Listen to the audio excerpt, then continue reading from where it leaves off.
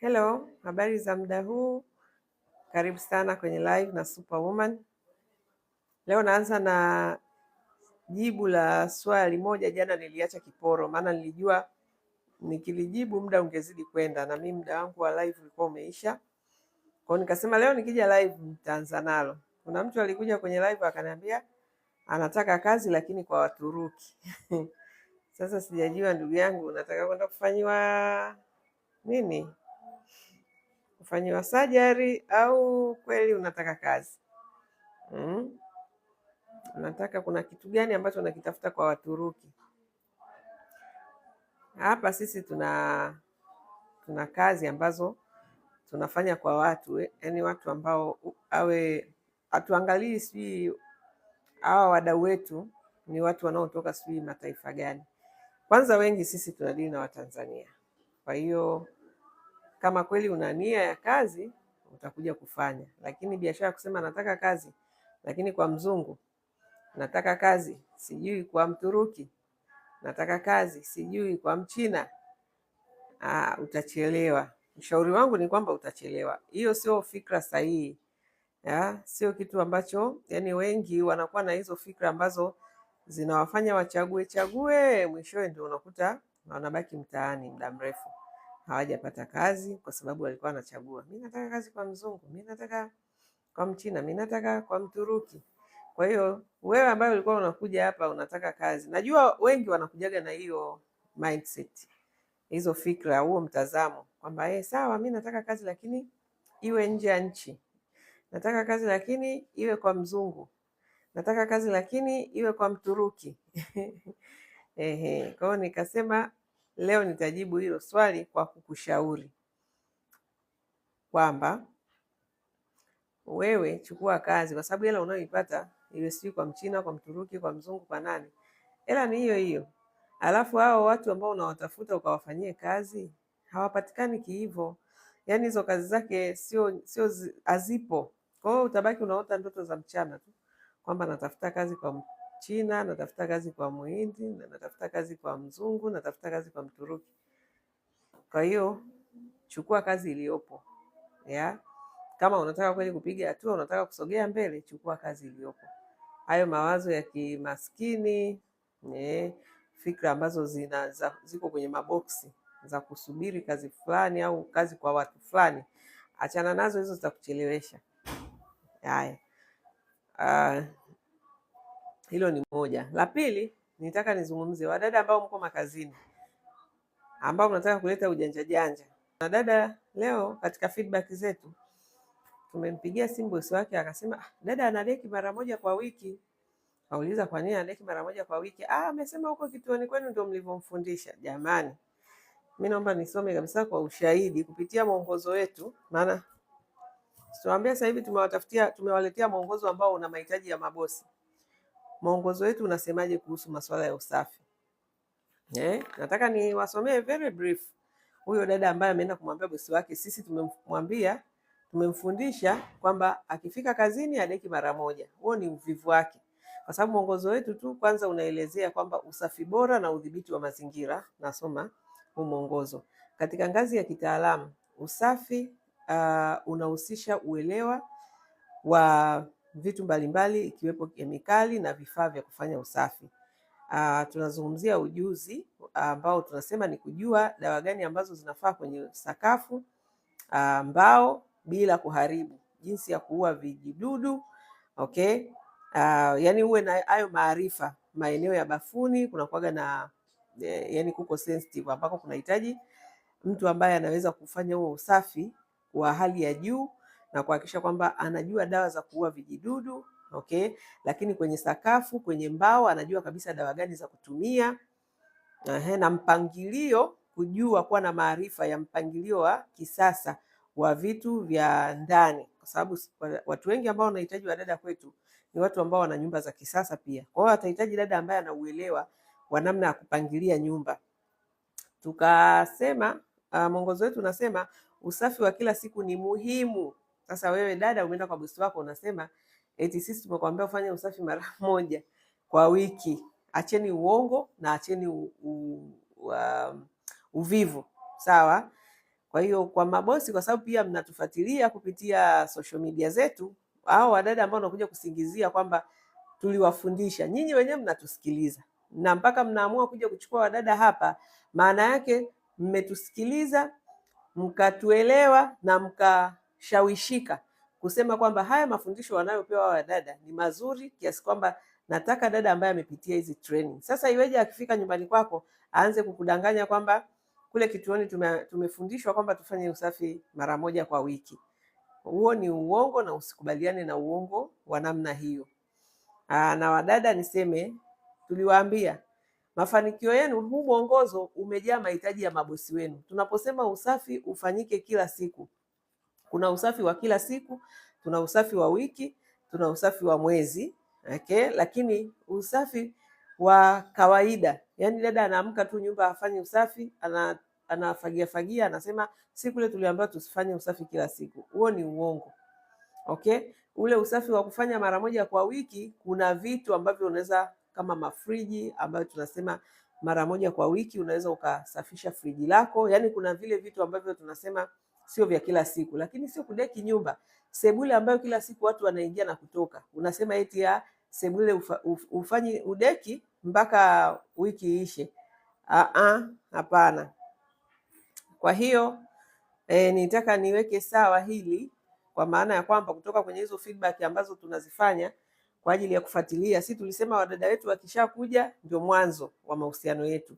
Tunafuatilia kwa karibu kuona utendaji wake wa kazi unakwendaje, nidhamu yake inakwendaje, na kwenye utendaji wa kazi tunaangalia usafi, anapata maksi ngapi, anajituma vipi kwenye kupika na kwenye malezi ya watoto. Kote huko tunaangalia, na lengo letu la kuangalia ni kuhakikisha pia huyu dada atakapotimiza mwaka aweze kuongezwa mshahara, kama ni dada ambaye anapambana aweze kupanda thamani. Ndio maana huu mwongozo unawahamasisha wadada kulipwa zaidi, kwamba unataka kulipwa zaidi, kufanya kazi zako kwa ubora. Ukifanya kwa ubora na bosi wako akafurahi, akaappreciate, huyo bosi anaweza kukulipa zaidi, au unaweza ukapata bosi mwingine ambaye atakulipa zaidi. Hakuna ubaya. Cha muhimu upandishe thamani yako, na bosi mwenyewe hatakubali kukuachia kirahisi.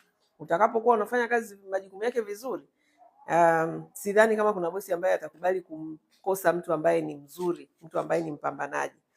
Lakini sasa mkileta huu uvivu wenu, mkiwa hapa kituoni mnaonyesha jitihada, mkifika makazini huko mnaenda kufanya mambo ya hovyo, mnajiharibia brandi nyinyi wenyewe. Kwa sababu bosi wako anapoturipotia, tunakupa onyo la kwanza, mara ya pili tunakuondoa, tunamweka mtu mwingine. Kwa hiyo msijisaulishe, okay? Msijisaulishe kabisa mkiwa kazini. Kitu kingine ambacho nataka kukizungumza ni kuhusiana na, of course mmeona toka jana nimeshare content za yule dada ambaye alienda kazini Tanga huko akaishia kutoroka. Mtu mzima ambaye yani sio mtoto mdogo, yani mtu ambaye alikuwa na uwezo tu wa kusema jamani, mimi nimeshindwa, akaaga vizuri. Sio kwamba wadada hawaachi kazi, wanaacha. Lakini tunachosema na tulichoweka kwenye utaratibu wetu ni kwamba utakaposhindwa kuendelea na utaratibu huu wa kazi, aga vizuri, usitoroke na usifanye vitimbwi ili mtu achoke. Yaani dada akitaka akisha switch off, amefika kwenye nyumba akaona haya mazingira mimi siyataki, anaanza vituko ili mradi amkere yule bosi mwajiri wake ili aweze kuondoka. Na mwajiri mwingine ndio unakuta labda hata amfukuzi, anaendelea tu kutolerate, anaendelea kumvumilia. Matokeo yake ndio dada anafikia hatua ya kutoroka. Kwa hiyo huyu alimfanyia vituko bosi wake, akaona haitoshi, bosi mwenyewe hakumfukuza. Ingawaje sisi tukamwambia hapana, usingeweza kuvumilia hivyo vitu vyote. Huwezi kulipa gharama zote hizo afu uje uletewe stress badala ya kuletewa mtu ambaye anakusaidia. Kwa hiyo tukamwambia bosi hapana, ukutakiwa kuvumilia. Lakini pamoja na bosi kuvumilia, bado yule dada aliamua kutoroka.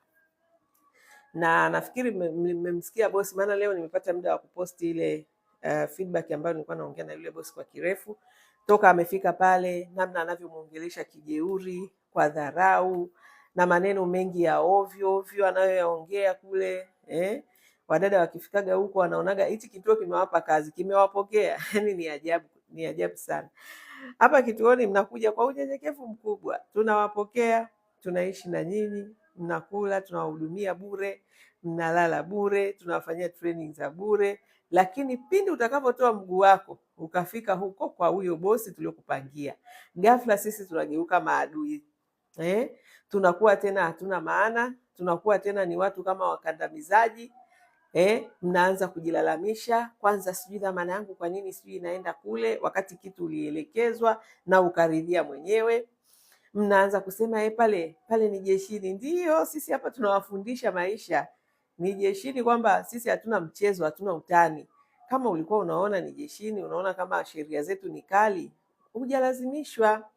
Ungeweza tu kujiondokea, kwa sababu ulikuja mwenyewe kwa miguu yako, na ungeweza kuondoka mwenyewe kwa miguu yako. Kwa nini uingie kwenye kitu ambacho baadaye unaanza kulalamika, unaanza kulialia? Kwa mkishafika huko kwa mabosi wenu, ni kujianika, kutoa sijui hizo, kuongelea vibaya kitu ambacho kimewasaidia. Mabosi wenu wanawasikiliza tu, mwishoni wanakuja wanaturudia, wanatuambia.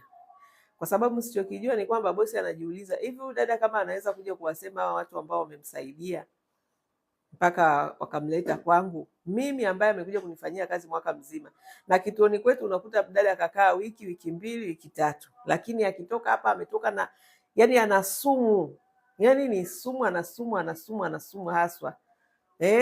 Maneno mengi machafu ya ovyo, kutuongelea vibaya. Hakuna hata ubaya huu, ndio maana mimi nawawekaga kwenye content tu na kuanza kuwauliza, yani sisi kukusaidia ndio tumekuwa wabaya? Kukupa kazi ndio tumekuwa wabaya? Kukupa kazi ambayo inakulipa vizuri, mbona hukwenda huko mtaani kufanya kazi hizo kupitia hizo njia nyingine? Why ulilazimika kuja kwetu ukafanya kazi na sisi? Wanabaki tu wanatoa macho. Nafikiri mnafuatilia, mnaonaga wale ambao huwa nawauliza maswali, basi huo ubaya wauonyeshe ambao walikuwa wanatutangazia huko kwa mabosi.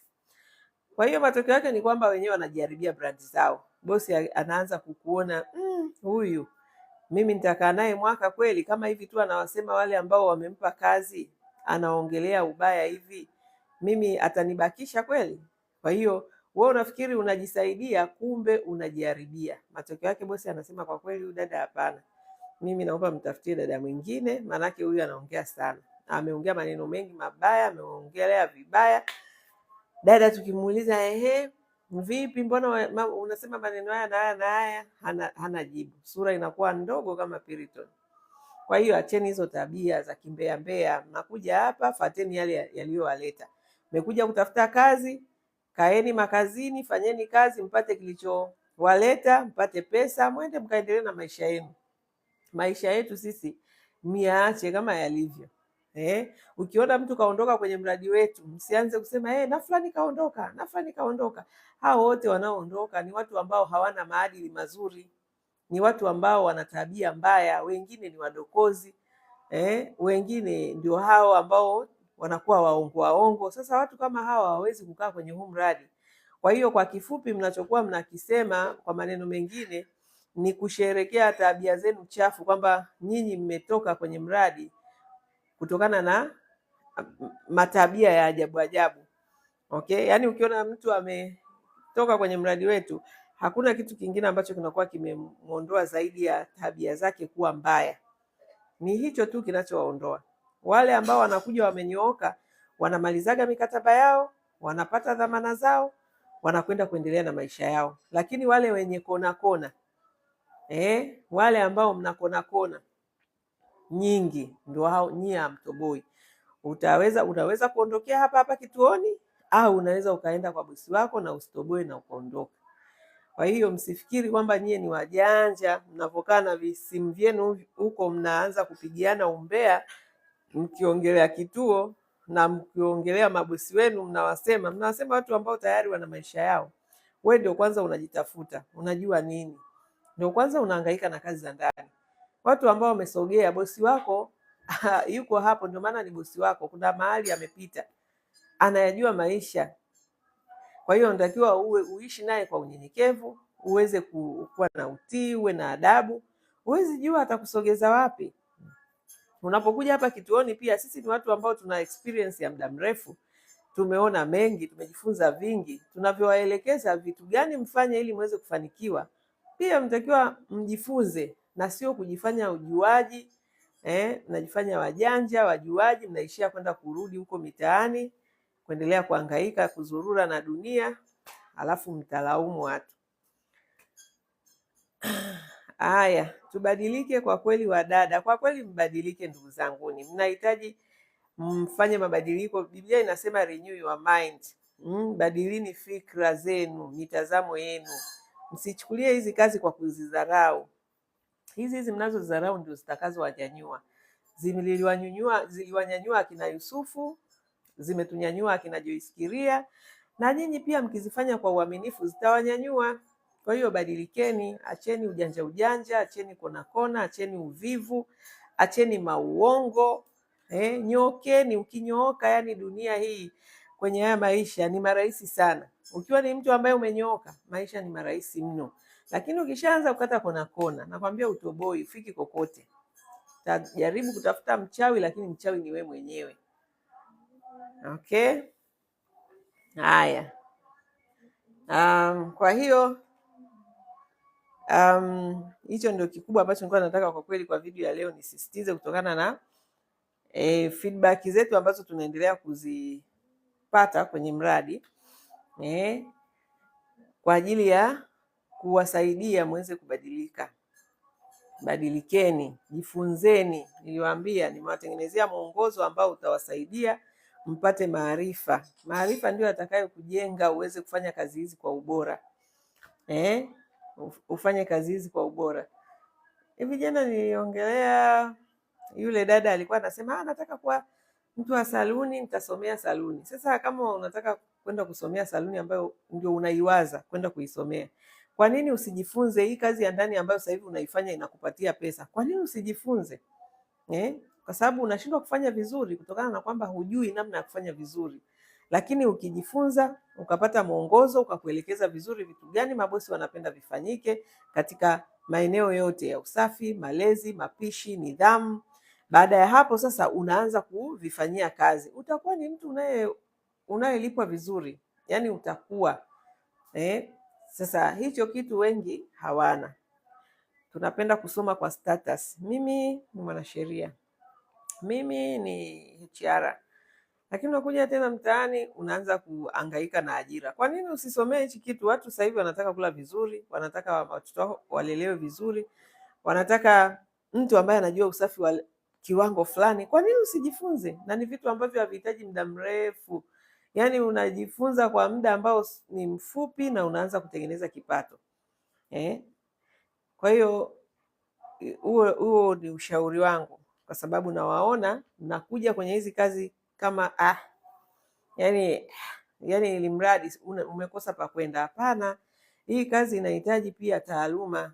Ifanye vizuri, jifunze, alafu fanyia kazi yale unayojifunza, alafu utaona thamani yako ikipanda.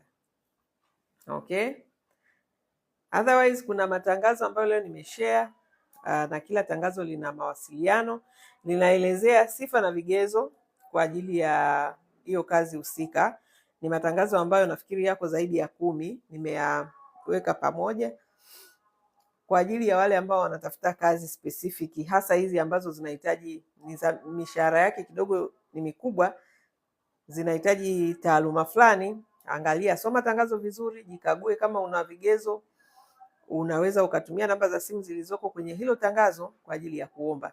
Lakini kwa wewe ambaye huna taaluma yoyote, lakini una uwezo wa kufanya kazi za nyumbani, una experience kwa sababu ya malezi na makuzi tuliolelewa, unaweza ukaja ukaanza kama traditional dada. Lakini usiishie kuwa traditional, njoo pata maarifa, pata mwongozo, alafu sasa ujiboreshe, kwa sababu kila binadamu amepewa ubongo, na ubongo ndio silaha ya mwanadamu. Yaani mwanadamu yoyote ukitumia vizuri ubongo wako lazima ufanikiwe.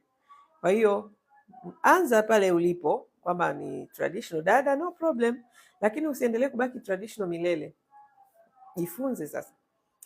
Kaa, soma, pata maarifa, jinoe ili uweze kufanya kitu kwa ubora. Kwa hiyo katika kitu chochote unachofanya, iwe ni kwenye kazi ya ndani au kwenye biashara ya mtu, kwenye ofisi ya mtu, hebu jifunze kufanya hicho kitu kwa ubora ili uwe ni mtu unayetoa thamani. Usibaki ni mtu tu wa makaratasi. Tumekuwa na elimu zetu za makaratasi. unaringia degree lakini huzalishi thamani yoyote, huna value yoyote. Yaani ukikaa mahali hauna tofauti na mtu mwingine wa kawaida, ila tu wewe unachoringia ni karatasi yako ya degree. Hapana, hicho sio kitu kizuri. Okay, kwa hiyo kwa wale ambao mtapenda kujiunga na sisi, namba zetu za simu ziko kwenye profile yetu ambazo unawasiliana na ofisi kwa ajili ya kupata maelekezo ya jinsi ya kujiunga na sisi. Hayo ni matangazo sasa, yani general kabisa. Hujasomea upishi, hujasomea malezi, hujasomea housekeeping, usafi, lakini kwa uzoefu wako umepita huku na huku, unajua kufanya hizo kazi kikawaida, unakaribishwa. Njoo huku, tutakuelekeza, tutakutrain, tutakuongoza namna ya kuweza kujiboresha na kuweza kuanza pale ulipo kwa ajili ya kufika mbali.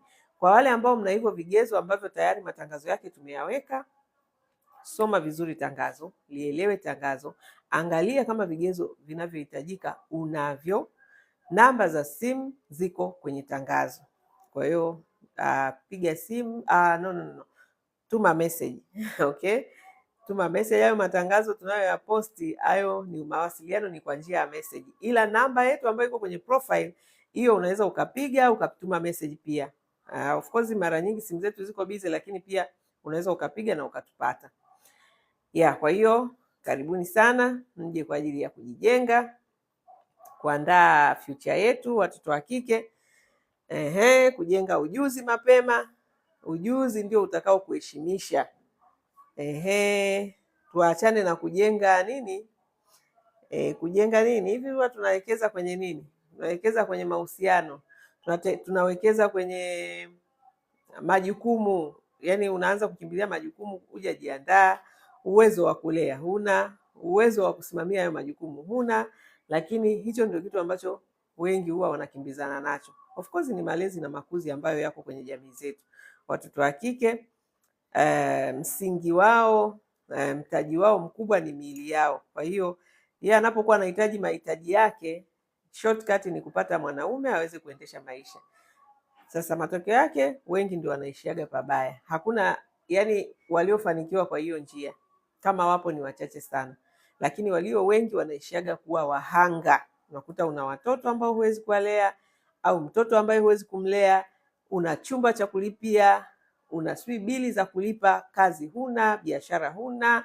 Ni kwa sababu huwa tunarukia majukumu badala ya kujiandaa kama Mungu wetu alivyotuonyesha. Mungu mwenyewe ametuumba baadaye sana, baada ya kuwa ametuandalia mazingira, akaumba dunia, akaijaza kila kitu, ndio akaja kumuumba mwanadamu. Sasa wewe unakimbilia kwenda kuleta watoto ambao huwezi kuwalea, huwezi kuwatunza, wewe mwenyewe kujitunza huwezi.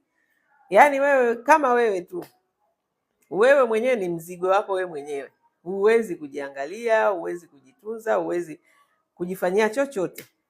Kula yako mpaka umtegemee mwanaume, kuvaa kwako mwanaume, bando mwanaume, simu mwanaume, kodi mwanaume. Hapana, huo sio mfumo ambao Mungu wetu ametuwekea jamani. Tutoke huko kabisa.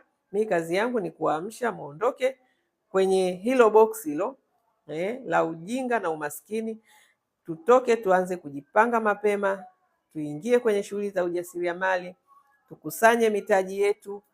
Baada ya hapo tunaweza sasa kuingia katika majukumu. Na huwa napenda sana kuwatolea mfano wanawake wawili.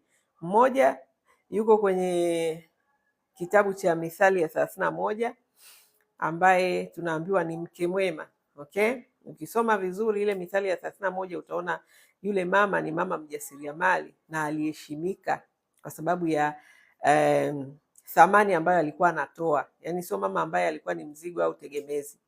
Kwa huyo mimi ni mmoja role model wangu mkubwa sana kwenye Biblia. Lakini mwanamke mwingine ambaye huwa pia namwangalia kama role model, nasemaga ningekuwa Muislamu, ni Bi Khadija, mke wa kwanza wa Mtume, ambaye naye sifa yake alikuwa ni mama mfanyabiashara, ni mama mjasiriamali ambaye aliheshimika kutokana na namna ambavyo aliweza kuwa ni mtu mwenye mchango. Okay? Ni mtu ambaye ana msaada. Sisi wanawake ni wasaidizi. Kwa hiyo kama wewe mwanamke ni msaidizi, Jiandae kuwa msaidizi, sio kuwa mzigo. Okay? Unajiandaa vipi kuwa msaidizi? Kwa kusaidia mambo yenye tija sio kusaidia tu kufua maboksa na manini na kupika. Hapana, huo usaidizi wa kishamba wa kizamani. We mwenyewe kujisaidia hela kula huna, afu unajifanya unamsaidia mtu kumfulia nguo zake, kumpikia. Jijenge kwanza, hakikisha una uwezo wa kusaidia kwenye mambo yenye maana. Mambo mengi ambayo tunayahitaji yanahitaji fedha. Kwa hiyo kama kweli unaweza kumsaidia mtu, saidia kwenye eneo la kiuchumi. Ukishakuwa unajiweza kwenye eneo la kiuchumi, unaweza kusaidia kwenye eneo la kiuchumi. Let's say watoto wanahitaji kusoma, unaweza kuchangia mtoto akasoma. Mumeo amepata changamoto, unaweza kusaidia.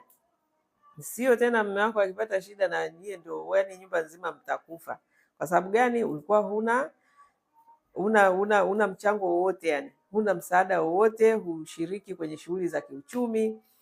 Au ni wanawake ambao kwa kweli walichangia sana kubaki kwenye umaskini. Sasa wanawake wa kisasa wa karne hii ni kufanyia marekebisho hayo ambayo tunaona bibi zetu waliishi maisha ya kunyanyaswa, kuteswa, kwa sababu walikuwa hawana option. Lakini utakapokuwa unaingia kwenye shughuli za kujijenga kiuchumi, ndugu yangu, hulazimishi kuheshimiwa, utaheshimika na ndugu zako na mume wako na watoto wako na jamii yako, watu wote ambao wanakuzunguka. Ukishakuwa ni mwanamke ambaye unatija, wote watalazimika kukuheshimu. Yaani sio kwa kuomba, hauhitaji kuomba, una activate respect. Kila mtu tu yani anapokuona na kurespect. Why? Kwa sababu anaona unatija. Sasa usipokuwa na tija, una activate dharau, una activate ukatili, unyanyasaji, yani automatic tu watu wanakudharau, wanakuona yani takataka. Kwa nini? Kwa sababu umeamua kuwa mzigo. Sasa ni wewe kuchagua. Kwa hiyo miradi yangu ninayoifanya ni kwa ajili ya kuwasaidia wanawake watoke huko nilikoanziaga huko, kwa kuzungukia wanawake waliouliwa, waliopigwa, waliokatwa, waliofanyaje. Nilipofika mahali nikajua chanzo cha wao kupigwa, kuteswa ni umaskini, niligeukia huku ambako siku hizi ndio nawaambia, wewe inuka hapo, nenda kafanye kazi, changamka, nenda kapambane kama wanawake wenzako. Hakikisha ni mwanamke ambaye unaweza kujisimamia, uone kama kuna mtu yoyote ambaye atakuwa na uthubutu wa kukudharau. Hayupo. Lakini ukijibweteka, ndugu yangu, utapigwa, utanyanyaswa, utauliwa, yani kila kitu cha dharau kitakukuta. Lakini ukitoka ukajipambania, ndugu yangu, yani respect hauombi, inakuja automatic. Yani watu tu watakuheshimu wanaokuzunguka, kwa sababu anajua wewe sio mwanamke wa mchezo mchezo. Ni mtu ambaye unajitambua, una uwezo wa kujitegemea, ni mwanamke ambaye ni mjasiriamali. Hivyo, kwa hiyo utachagua unataka kuwa mwanamke gani. Uchaguzi ni wa kwako. Najua hisi natamani mabinti wenzangu wakuelewe kama ninavyokuelewa. Menende yangu imebadilika sana. Wao. Unaitwa nani jina lako? Hata siwezi kulisoma. Sijui tunie nani sijui. Asante, nimefurahi kusikia mienendo yako imebadilika. Sisi tumeagizwa kuwa taa ya ulimwengu, kuwa nuru.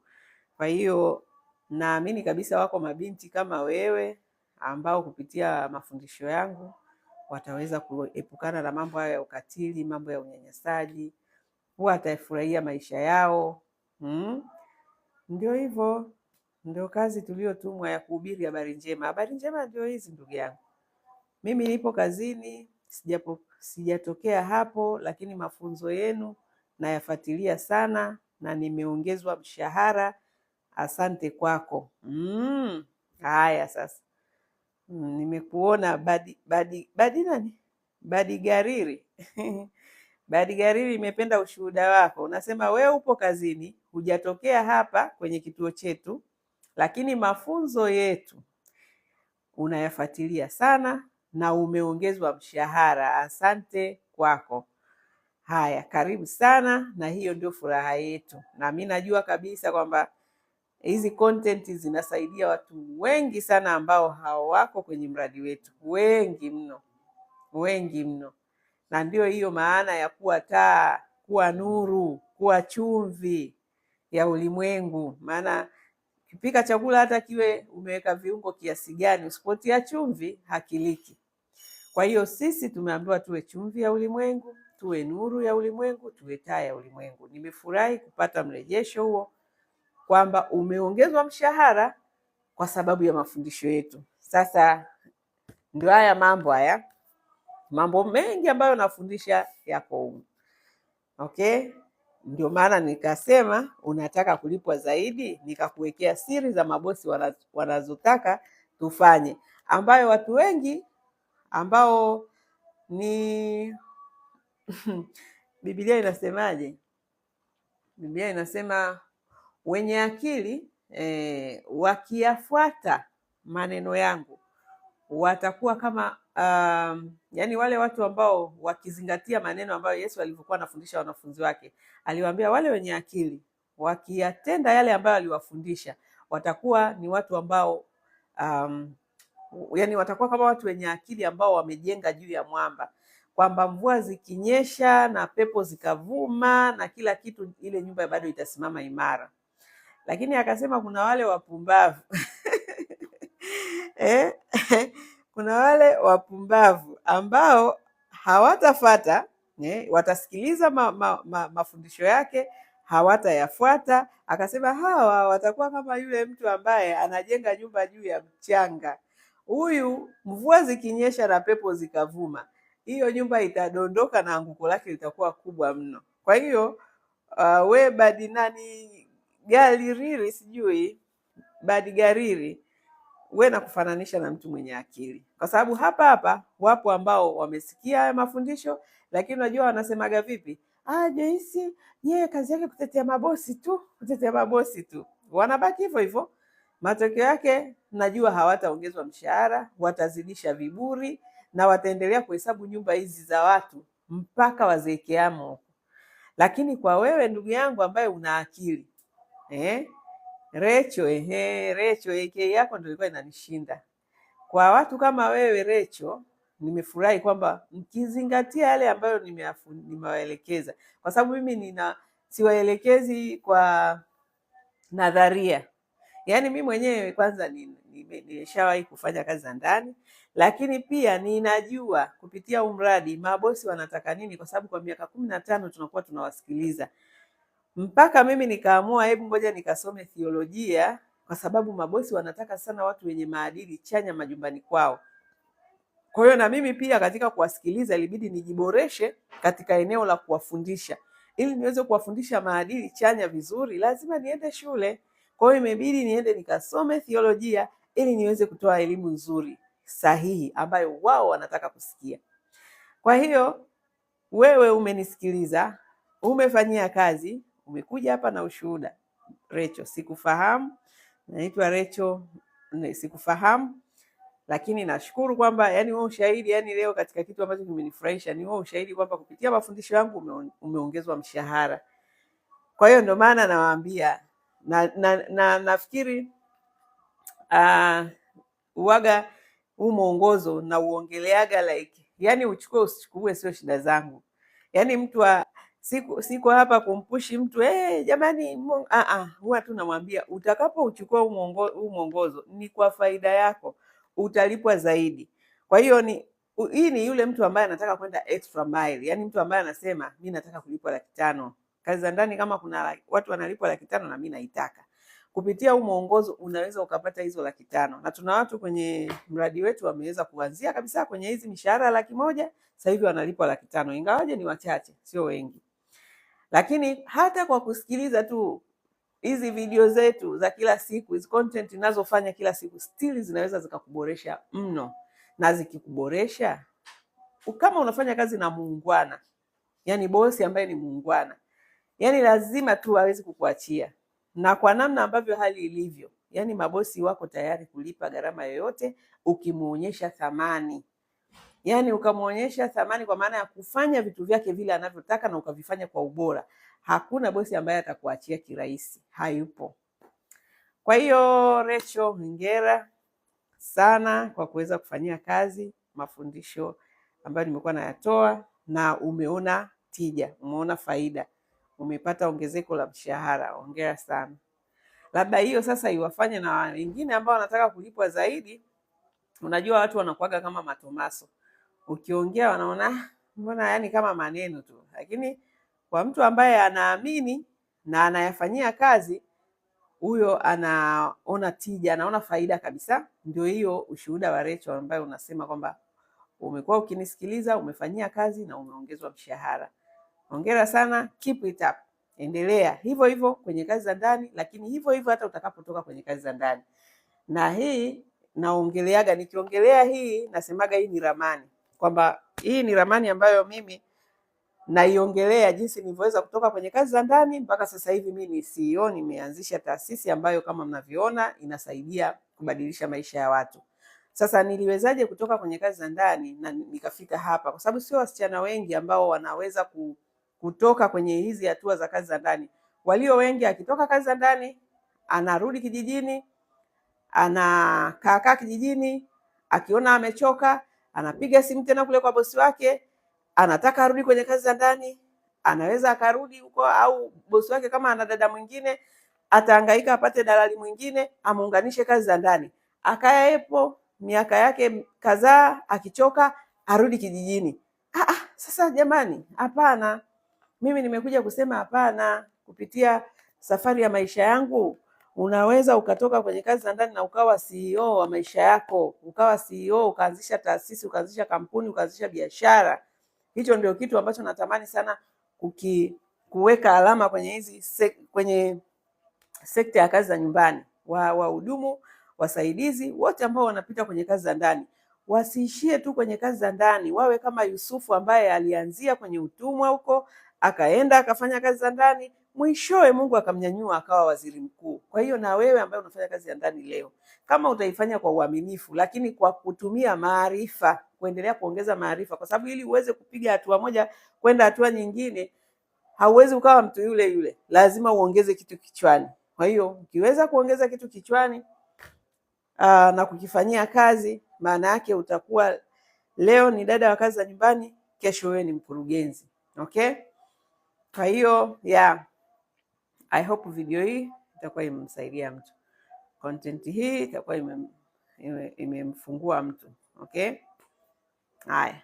Kuna maswali, kuna message yoyote ambayo ina swali la msingi, lakini sio maswali mengine yale ya kijinga jinga. Kabla sijaondoka, yangu ambayo nilipanga kuyasema ndio hayo, na ushuhuda wa Rachel umeniongezea nguvu. Haya, sasa kuna swali kwa wale ambao wanahitaji kuja kwenye fursa zetu, nahitaji kazi. Nimeshasema namba ziko kwenye profile. Wasiliana na namba zetu za simu ili upate maelekezo vizuri ya namna ya kujiunga na mradi wetu. Na wale ambao mnataka kazi specific, yani hizi ambazo tunazitangaza, sijui professional wa nini, sijui mtaalamu wa nini, angalia tangazo vizuri, lisome, ulielewe, alafu kama una sifa na vigezo, kuna namba kwenye haya matangazo yote, yana namba yote. Kwa hiyo tumia hizo namba za simu kwa ajili ya kutuma maombi yako ya kuomba hizo kazi. Utaitwa kwenye interview, utakuja kwenye interview, then tutajua kama yaliomo yamo. Kama uwezo unao, basi utapata kazi. Ila kwa wale ambao ndio hamna taaluma yoyote, usiishie tu kukaa nyumbani. Njooni kwenye hizi kazi, lakini msije na matarajio makubwa. Matarajio makubwa manake kwamba nataka na mimi kazi ya 500,000. 500,000 wanapata watu waliojiandaa. Mtu ambaye ameshasoma aidha malezi, mapishi, usafi, alafu ana uzoefu pia. Sio tu amesoma, na uzoefu anao. Wengine wana uzoefu mkubwa sana. Sio tu uzoefu wa muda mrefu, lakini alikuwa anafanya hizo kazi kwenye level fulani ya juu. Kwa hiyo unakuta ujuzi wake ni ujuzi ambao unastahili kuitwa professional. Okay? Lakini kuna smart dada ndio hao wamesoma sijui HR, sijui sheria, sijui diploma gani. Yaani umesoma, ulienda kusoma diploma yako, degree yako, lakini sasa ndio uko nyumbani, ndio huna ajira, huna kazi ya taaluma yako. Ukisubiri taaluma yako, ndugu yangu, utasubiri kweli. Cha muhimu, chukua fursa iliyopo mbele yako, tengeneza mtaji, anzisha biashara, maisha yaendelee. Hii mambo ya kusomea kitu ambacho watu hawakihitaji, hiyo ndio imefikisha watu wengi mtaani. Yaani idadi kubwa ya wasomi ambao wako mtaani ni wengi. Kwa nini? Sababu ya kusoma kitu ambacho hakihitajiki. Kingekuwa kinahitajika usingekuwa mtaani. Unatakiwa usome kitu ambacho kinahitajika.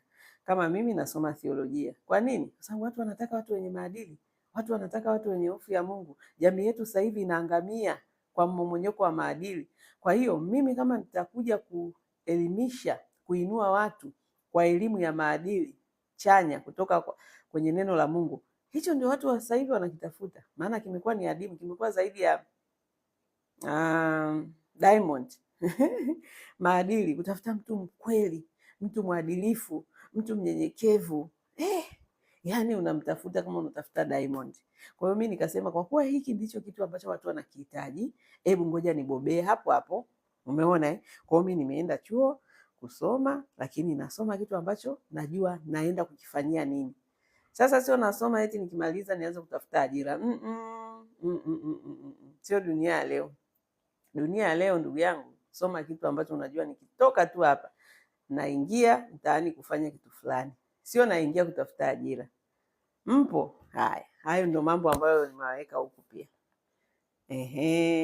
Hayo ndio nimewekea humu kwamba make sure unajua taaluma. Ndio maana wadada wanaokuja hapa naambia kwa nini usome mapishi? Kwa sababu unajua unaenda kupikia watu. Jifunze kupika vizuri sasa. Unaenda kufanya usafi nyumba za watu. Jifunze kufanya usafi vizuri kwa viwango. Ili nini? Ulipwe zaidi. Jifunze kitu ambacho unajua ninajifunza hiki kwa sababu hii. Sio najifunza tu ili niwe na title. Nionekane nina cheti. Wanakuja hapa na mavyeti yao, wametanguliza mavyeti mbele. Mpe mtu kazi zero, kazi hakuna, kazi hawezi kufanya. Lakini cheti cheti kizuri. Sasa cheti ni karatasi, cheti bila ujuzi, wewe mwenyewe ujuzi huna, uwezi kufanya, hauko competent. Hamna tofauti tu na kwamba ni karatasi uko nayo. Kwa hiyo usitangulize karatasi mbele, tanguliza ujuzi. Je, fursa ya sisi kuja ofisini kwako ipo baada ya kutoka kwenye kazi ya ndani za Uarabuni? Ipo tu kubwa. Ipo na wanakuja, wako wengi wamekuja kutoka Uarabuni, wamekuja kujiunga na mradi wetu.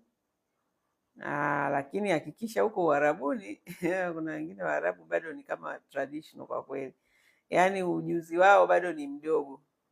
Kwa hiyo ninachosema ni kwamba jitahidi kujifunza kufanya vitu kwa ubora. Haijalishi uko Uarabuni au uko Tanzania. Hebu jifunze kufanya vitu kwa ubora, kwa sababu sasa hivi dunia hii ni kijiji. Dunia iko mkononi mwako, dunia iko kiganjani kwako. Hebu jifunze kufanya vitu kwa ubora. Kuna watu wametoka huko Uarabuni, lakini ukimwangalia bado ni traditional. Uwezo wake, kiwango chake hakina maajabu.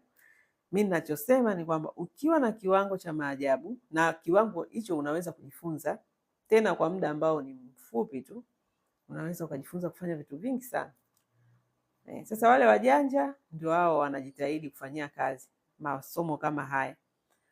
Anaenda, anasearch, anajifunza, anaangalia, anafanyia kazi, anafanyia mazoezi, unashangaa mtu anajua kutumia. Yaani mtu yuko kwenye kazi za ndani anajua kutumia vifaa mbalimbali vya usafi, mashine, anajua, amezisoma, amezistudy, anajua madawa mbalimbali ya usafi, yapi anafanyia kazi gani, kwa nini, Lakini kuna wengi, au ni wachache sana, kuna wengi wako kwenye hizi kazi, hajui dawa, hajui mashine, hajui nini, hajui. Sasa unajiuliza, kweli unafanya kazi za ndani na unatarajia ulipwe hela tena nzuri? Hamna, jiongeze. Sawa eh? Na imani we wa Dubai wa nini Warabuni, umenielewa si ndio? Haya, so nafikiri kwa leo tunaishia hapa, tukutane tena kesho kwa ajili ya kuendelea kuelimishana, kusaidiana. Kama akina Recho ambao wamesaidika kupitia elimu zetu, basi wako wengi ambao watasaidika, wale ambao watakwenda kusikiliza na kufanyia kazi. Kwa wale ambao wataziacha tu kama zilivyo, hakuna shida, kanuni zilishatufundisha. Biblia ishatuambia kuna wenye akili na wapumbavu. Wenye akili wanafanyia kazi vitu vya maana na vinawapa faida. Wapumbavu ndio hivyo, wanaishia tu kuona ni ujinga, kumbe wao ndio wajinga. Wanabaki hapo hapo, miaka nenda rudi, unazeekea hapo, una kitu chochote cha maana ulichoongeza, una thamani yoyote, unafuatilia umbea ambao haukusaidii hivyo. Kwa hiyo jamani, watakie jioni njema. Ngoja nikapumzike ni. Haya.